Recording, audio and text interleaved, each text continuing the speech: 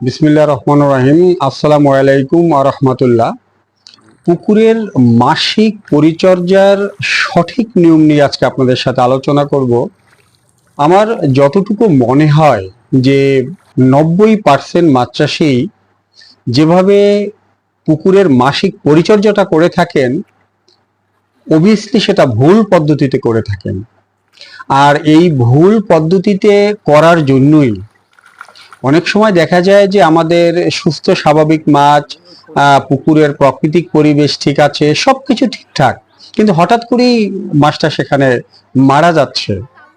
অনেক সময় চাষিরা আমরা পানি পরীক্ষা করে থাকি, সেখানে অ্যামোনিয়া লেভেলটা ঠিক থাকে। অনেক সময় আমরা অক্সিজেন পরীক্ষা করে থাকি, সেটাও ঠিক থাকে, কিন্তু মাছ মারা যাচ্ছে। এটার কারণটাই হলো যে মাসিক পরিচর্যার যে ভুলটা আমরা করে থাকি। আমরা সাধারণত বলে থাকি যে মাসিক পরিচর্যার একটা পার্ট হিসাবে যে চুন এবং নুন, মানে সবার আগে আমাদের মুখে আসে চুনের কথাটা।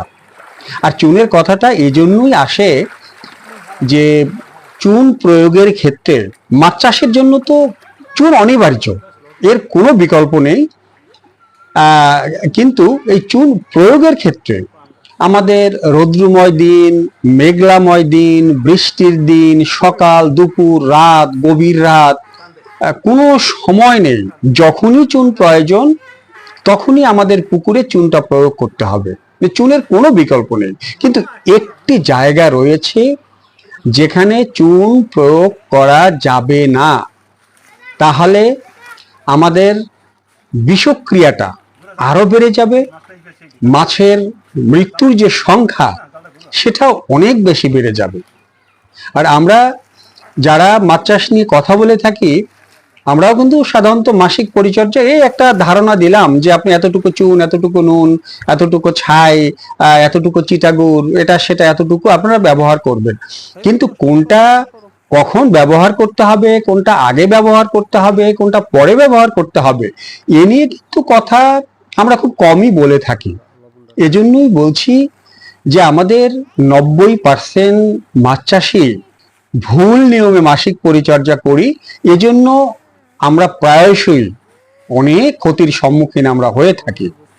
তো আজকে এই মাসিক পরিচর্যার সঠিক নিয়মটাকে কিভাবে বা কোন উপাদানটা আগে প্রয়োগ করতে হবে, কোনটা পরে প্রয়োগ করতে হবে, সেটা নিয়ে আজকে আলোচনা করব। তো আলোচনা করতে করতে আমার যে বরিশালের যে গ্রামের বাড়ি যেখানে আমি থাকি, এখানে আমি সম্পূর্ণ জৈব পদ্ধতিতে এখানে বিভিন্ন ফল, শাক সবজি আমার প্রয়োজন এবং শখের বশে আমি এগুলো করে থাকি। চলেন আজকে আপনাদের সাথে আমি পুকুর দেখাবো না, মাছ দেখাবো না। আজকে আমার এই বিভিন্ন ফলজ গাছ, আমার সবজির যে বাগান, আমার স্বপ্নের একটা জায়গা, এটা একটু ঘুরে দেখতে দেখতে আপনাদের সাথে আজকের আলোচনাটা সেরে নেই। তো মাসিক পরিচর্যার যে সঠিক নিয়ম, এটা বলার আগে এই ভুল পরিচর্যার কারণে আমাদের কি হয়। এই যে আগেই কথাটা বললাম যে অনেক সময় দেখবেন যে সবকিছু ঠিকঠাক আছে, কিন্তু মাছ মারা যাচ্ছে। অ্যামোনিয়া পরিমাণটা ঠিক আছে এবং অক্সিজেনের লেভেলটা ঠিক আছে, সব কিছু ঠিক রয়েছে, কিন্তু আমাদের মাছটা মারা যাচ্ছে। আমাদের মাছ যে রোগাক্রান্ত হচ্ছে, বিভিন্নভাবে যে অসুস্থ হচ্ছে, এর জন্য কিন্তু 80% ক্ষেত্রে দায়ী হলো আমাদের সঠিকভাবে পরিচর্যা না করা।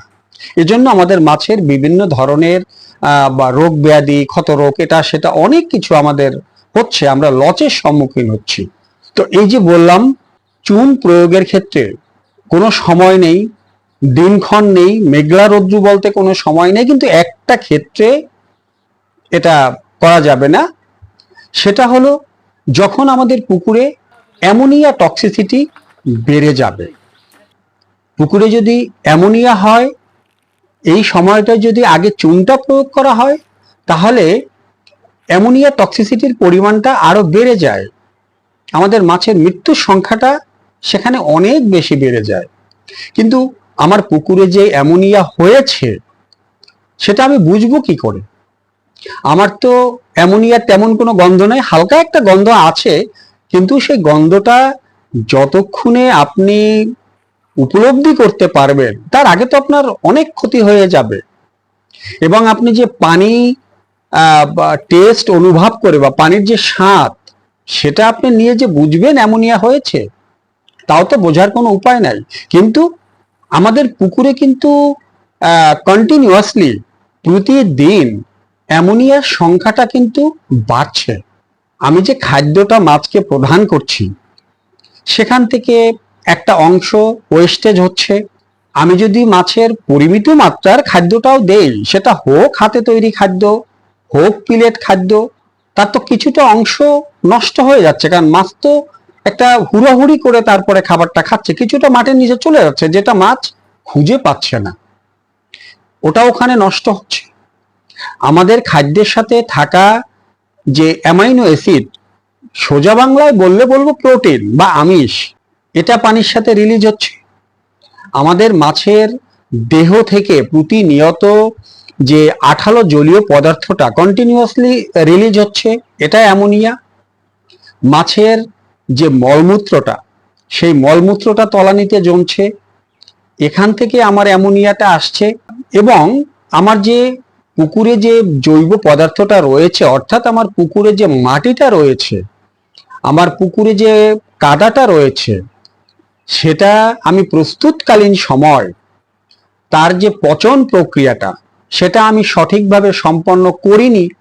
অর্থাৎ ওই পচন প্রক্রিয়াটা সঠিকভাবে সম্পন্ন করার জন্য আমার যে পরিমাণে চুন, নুন বা অন্য উপাদান প্রয়োগ করার প্রয়োজন ছিল সেটা আমি করিনি, সেখানে অ্যামোনিয়াটা রয়েছে। তো আমি চাইলেই কিন্তু বুঝতেছি না যে আমার পুকুরে অ্যামোনিয়া কতটুকু রয়েছে। আবার অনেক সময় আপনার একটা প্রবলেম হয়েছে, একটা সমস্যা পুকুরে হয়েছে, আমি তখন অ্যামোনিয়া পরীক্ষা করলাম, ঠিক আছে, আমি অক্সিজেন পরীক্ষা করলাম, সেটাও ঠিক আছে। এখন আমার মাছটা কেন মরছে, আমার মাছটা কেন অসুস্থ হচ্ছে, মাছটা কেন দুর্বল হচ্ছে? এর কারণ হলো অ্যামোনিয়াটা যখন আরো বেশি বিষাক্ত হয় তখন সেটা নাইট্রেটে পরিণত হয়, অর্থাৎ অ্যামোনিয়ার চেয়েও সেটা ভয়ঙ্কর ক্ষতিকর। তো যখন অ্যামোনিয়াটা নাইট্রেটে রূপান্তরিত হলো তখন কিন্তু আমার এই অ্যামোনিয়া কিটে অ্যামোনিয়াটা ধরা পড়ছে না, কারণ অ্যামোনিয়া নেই, এটা এর চেয়েও আরো বেশি বিষাক্ত হয়ে গেছে, যার জন্য আমার অ্যামোনিয়া কিটেও আসছে না এবং আমার মাছটা মারা যাচ্ছে। তো এটা তো আমরা খুব সহজে চাইলেই আমরা বুঝতে পারি না। এজন্য আমাদের সঠিক নিয়মে এই পুকুরের মাসিক পরিচর্যাটা আমাদের করতে হবে। কারণ অ্যামোনিয়া আমি কনফার্ম, আমি 100% নিশ্চিত যে আমার পুকুরে অ্যামোনিয়া রয়েছে। এই অ্যামোনিয়াটার পরিমাণটা কত রয়েছে এটা তো সব চাষির তো আর অ্যামোনিয়া মাপার কিট ব্যবহার করে না। আমরা যারা সাধারণ চাষি আমরা তো অ্যামোনিয়া কিট ব্যবহার করি না।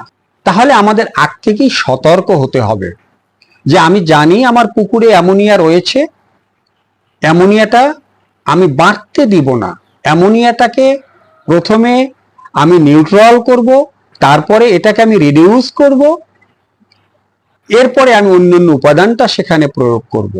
তাহলে আমাদের মাসিক পরিচর্যা হোক, অর্ধমাসিক পরিচর্যা হোক কিংবা সাপ্তাহিক পরিচর্যা হোক, আমরা কখনোই আগে পুকুরে চুন প্রয়োগ করব না, কারণ আমার অ্যামোনিয়াটাকে আগে নিউট্রাল এবং রিডিউস করে তারপরে আমাদের করতে হবে। এখন অ্যামোনিয়াটা আমি নিউট্রাল করব, রিডিউস করব এবং অক্সিজেনের সাপ্লাইটা আমার পুকুরে আমি প্রথমে বাড়াবো। এজন্য আমাকে প্রথমেই পুকুরে ব্যবহার করতে হবে কার্বন সোর্স, এবং সেই কার্বন সোর্সের মূল উৎস হলো চিটাগুড় বা রাব বা মোলাসেস অথবা চিনি। তবে চিনির চেয়ে মোলাসেস ব্যবহার করাটা অনেক ভালো। যদি না পাই তাহলে আমাদের চিনি। এখন এটা আমরা কিভাবে দিব? এরপরে আমাদের দিতে হবে লবণ। অবশ্যই লুজ লবণ, কোনো আয়োডিনযুক্ত লবণ হলে চলবে না, কারণ আগে আমাদের স্যালাইনিটিটাও বাড়াতে হবে। তা প্রথমেই আমরা মাসিক পরিচর্যার অংশ হিসাবে আমরা চিটাগুড় ব্যবহার করব অথবা চিনি ব্যবহার করব, এবং এটা ব্যবহার করার দুইটা উপায় রয়েছে।